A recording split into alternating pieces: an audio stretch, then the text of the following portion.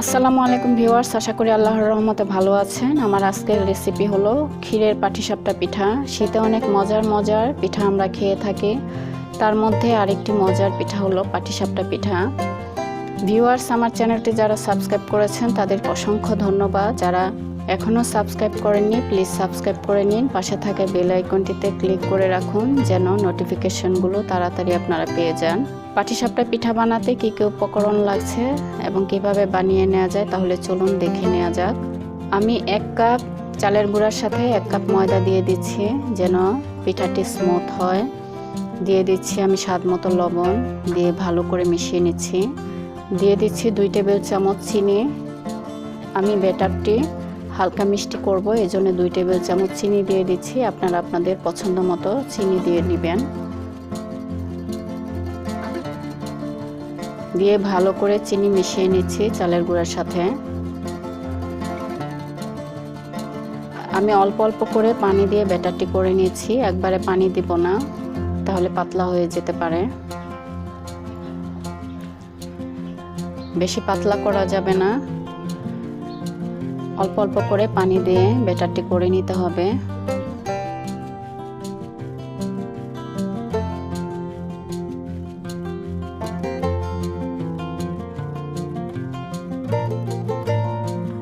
ভালো করে নেড়ে চেড়ে ব্যাটারটি করে নিতে হবে যেন দানা বেঁধে না থাকে।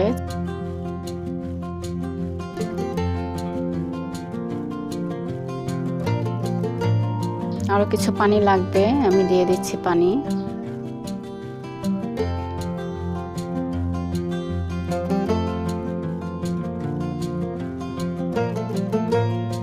ভালো করে নেড়ে চেড়ে আমি ব্যাটারটি করে নিচ্ছি। আমি এই ফাঁকে ক্ষীর করে নিব, ততক্ষণে আমার এই ব্যাটারটি রেস্টে থাকবে।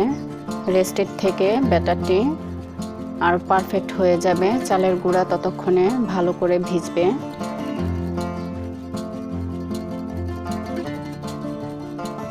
ক্ষীর করার জন্য আমি 1 কাপ গুড় নিয়ে নিচ্ছি।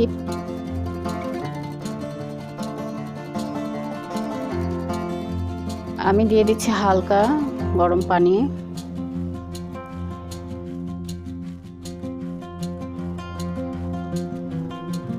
দিয়ে নেড়ে চেড়ে আমি এটাকে ভিজিয়ে রাখছি।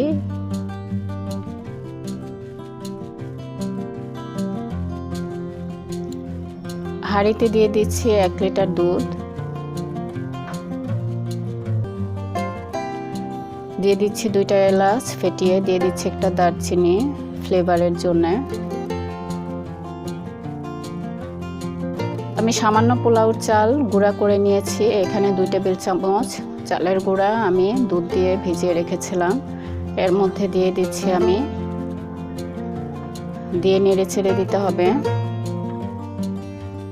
মিডিয়াম আছে আমি এখন রান্না করে নিচ্ছি, মশলাগুলো তুলে নিচ্ছি।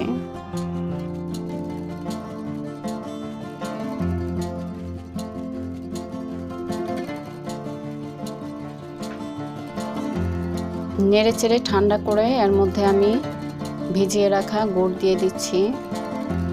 গরম অবস্থায় গুড় দিলে দুধ ফেটে যেতে পারে, এজন্য ঠান্ডা করে দিতে হবে।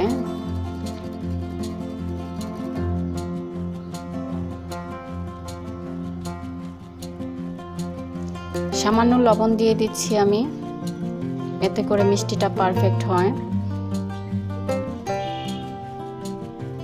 হয়ে গিয়েছে ক্ষীর বানানো। এরকম হলেই চুলা বন্ধ করে নামিয়ে নিতে হবে ক্ষীরটা, তা না হলে ঠান্ডা হয়ে আরো ঘন হয়ে যাবে।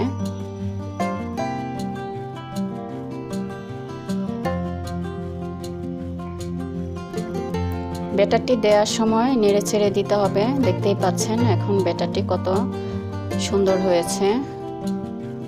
পিঠা দেওয়ার আগে আমি হালকা তেল ব্রাশ করে নিচ্ছি। খুবই সামান্য তেল দিয়ে ব্রাশ করে নিতে হবে। 1/2 কাপ ব্যাটার দিয়ে আমি ঘুরিয়ে ঘুরিয়ে ব্যাটারটি ছড়িয়ে দিচ্ছি।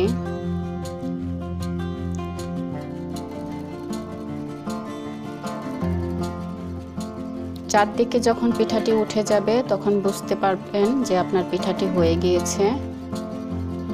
2 পাশে এবং এক সাইডে খানিকটা জায়গা রেখে ক্ষীর দিতে হবে। তা না হলে সাইড দিয়ে বের হয়ে যেতে পারে। এজন্য কিছুটা জায়গা রেখে দিতে হবে। হয়ে গেছে একটি পিঠা। আবারও সামান্য তেল ব্রাশ করে নিচ্ছি। হাফ কাপ বেটার দিয়ে আমি ঘুরিয়ে ঘুরিয়ে ছড়িয়ে দিচ্ছি বেটার।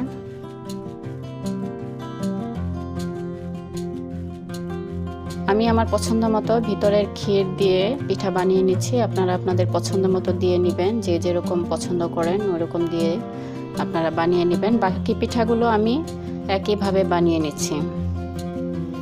ভিউয়ার্স, হয়ে গিয়েছে আমার আজকের রেসিপি ক্ষীরের পাটিসাপটা পিঠা।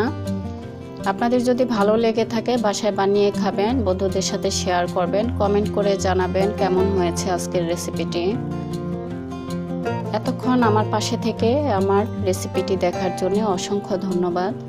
ভালো থাকবেন, দোয়া রইল। আসসালামু আলাইকুম।